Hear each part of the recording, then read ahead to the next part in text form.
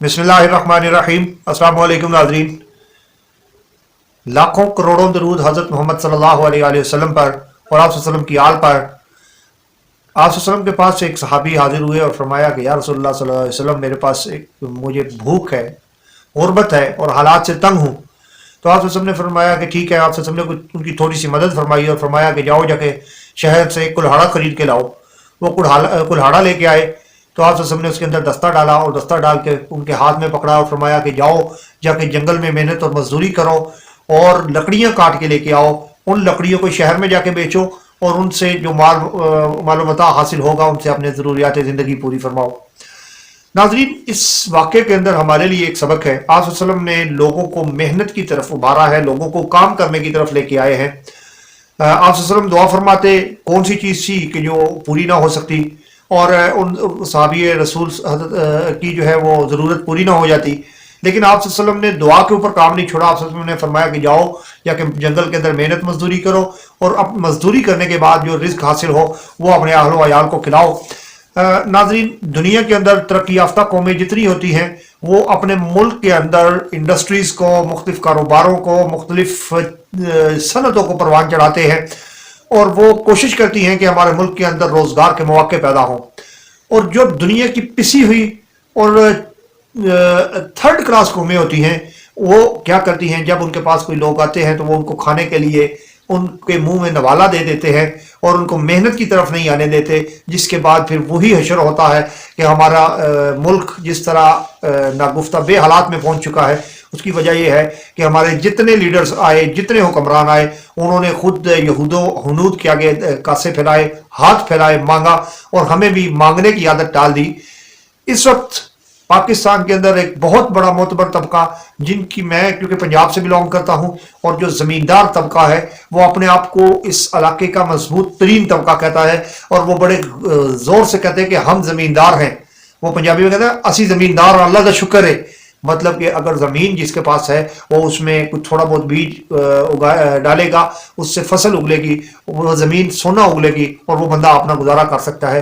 لیکن میرے ملک کے اندر اس وقت سب سے زیادہ پسا ہوا طبقہ وہ طبقہ ہے، پہلے تو کاروباروں کا جو ہے وہ بھٹا بٹا دیا گیا ہے گزشتہ 5-6 سالوں کے اندر۔ اب جب کہ زمیندار اس میں کوئی تھوڑا سا بچا ہوا تھا کیونکہ اس کے پہلے ہی حالات انہوں نے اتنے کر دیے ہوئے تھے۔ اب زمیندار کو انہیں فصل کی بجائی کی، کاشت کی 70% رقبہ قابل کاشت ہے ہمارا گندم کے لحاظ سے۔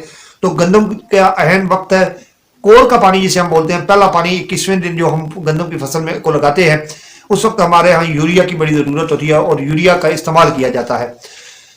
یوریا کو مارکیٹ سے شارٹ کر دیا گیا ہے۔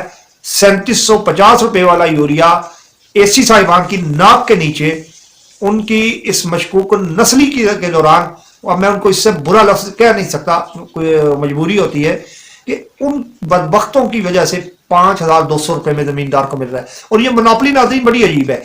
امونیم نائٹریٹ بھی وہی کھاد ہے، یوریا بھی وہی کھاد ہے، زبردست یوریا بھی وہی کھاد ہے، اور امونیم سلفیٹ بھی۔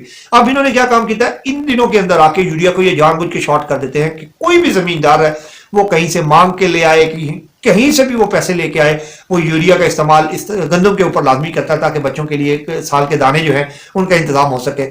لیکن یہ جان بوجھ کے شارٹ کرتے ہیں تاکہ امونیم نائٹریٹ مہنگے داموں بیچیں گے۔ یہ 3000 والا امونیم نائٹریٹ آپ 4300 میں بیچ رہے ہیں۔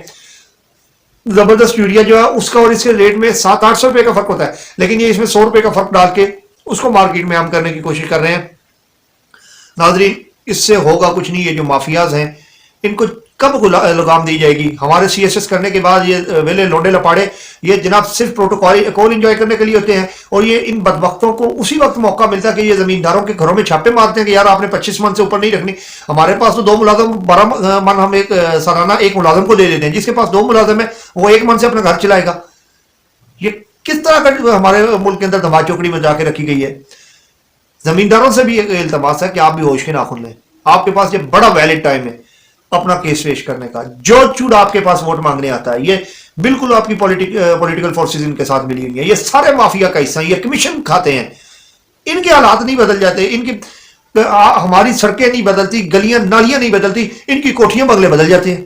ان کی رہائشیں پہلے جناب اپنے شہر میں مکان نہیں بنا سکتے، اور اب ان کی لاہور اور سرگودا اور پتہ نہیں اسلام آباد اور کہاں پہ اور برلن اور انگلینڈ میں ان کی کوٹھیاں بن جاتی ہیں۔ کیوں بن جاتی ہیں؟ یہ ہمیں بیچتے ہیں اور ہمارے ووٹ کو بیچتے ہیں۔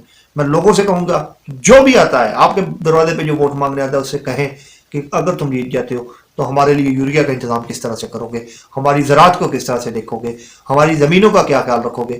اگر تم ہمارے یہ مسئلے حل کر سکتے ہو تو ووٹ کے لیے آؤ، ادروائز ہم تمہیں اس علاقے میں پھرنے کے قابل نہیں چھوڑیں گے، ہم تمہارے سر میں جوتے ماریں گے۔ ناظرین کل ایک نئے ٹاپک کے ساتھ حاضر ہوں گے، اپنے حقوق کا احساس کرتے ہوئے ان کی کے لیے تگ و دو کرتے ہوئے زندگی گزاریں۔ کل ایک نئے ٹاپک کے ساتھ حاضر ہوں گے، کل تک کے لیے اجازت دیجیے، والسلام، اللہ حافظ۔